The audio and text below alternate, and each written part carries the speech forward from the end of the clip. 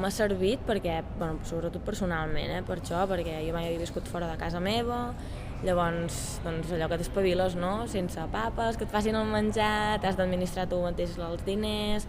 a part vam haver de buscar un pis on viure, i clar, doncs, és un país diferent, tot és més complicat, la llengua també és una barrera, no?, però a nivell lingüístic jo trobo que no,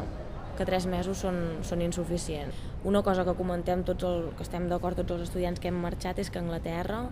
quan a Erasmus hi ha una xarxa bestial de persones que organitzen activitats, de recursos que tens perquè t'ajudin amb els estudis, amb la llengua, és una passada. Després també el que hi havia allà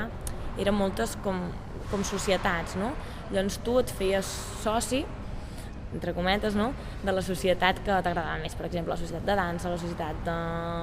bicicleta, la societat intercultural, i llavors, clar, mitjançant aquestes societats era com una excusa, no?, per conèixer gent nova, i suposo que això també t'obria moltes portes. I bàsicament és a partir d'aquí, no?, que comences a fer la teva vida social i et comences a organitzar una mica el temps lliure, que per cert n'hi ha molt.